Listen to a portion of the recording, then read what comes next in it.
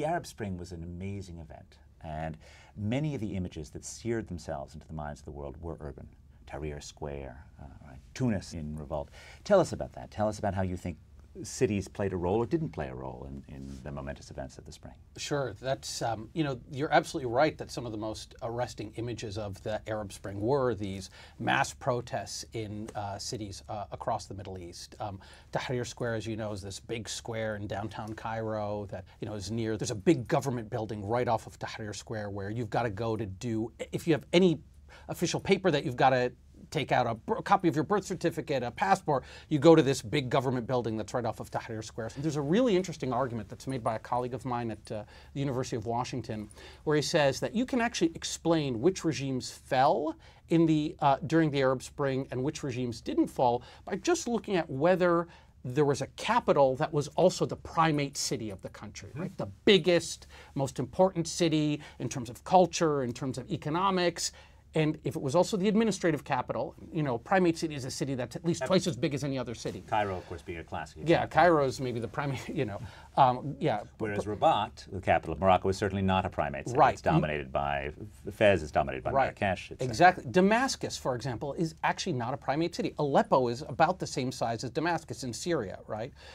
Tunis is the primate city in Tunisia. So the idea here is that if you can get this mass protest in a place that is culturally central, economically central, and is also the administrative capacity, the administrative capital rather of the country, then it's very easy for a large protest to completely bring a halt to the machinery of government and actually compel the government to have to make concessions or promise to resign or promise some change. But what's interesting is it's also, of course, called the Twitter revolution or the Facebook revolution, and maybe it tells us something about the way that the electronic technology and electronic communications interact with face-to-face contact and with being there really. I think that's part of what the social media allowed is for that critical, you know, critical mass, the nucleus of these protests to emerge, and then they grow a little bit more, get the people who are a little bit less risk averse, and then the people who are a little bit less risk averse than that, kind of creating this informational cascade, as some political scientists have called it. So I definitely, even though I've made flip comments about how, you know, the internet couldn't have done this,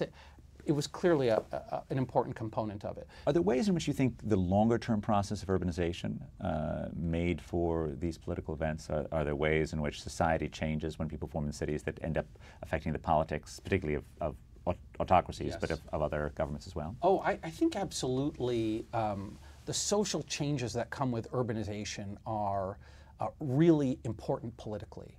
You know, the Arab world, you know, in the 1960s was maybe 30% urbanized, according to World Bank figures, and now it's like 65%, maybe a little bit less than that if you take out the oil-rich Gulf countries. Now, some countries, you know, urbanization has kind of stalled. Egypt is actually less than half urbanized, but nonetheless, there has been a lot of urbanization in this part of the world, and we know that that brings a lot of social change, right? When you move from rural areas to the cities, you know, that's a kind of traumatic thing for people. So even though we generally think of urbanization as a modernization process, right? People are becoming more modern and they should leave behind religion, they should become more rational.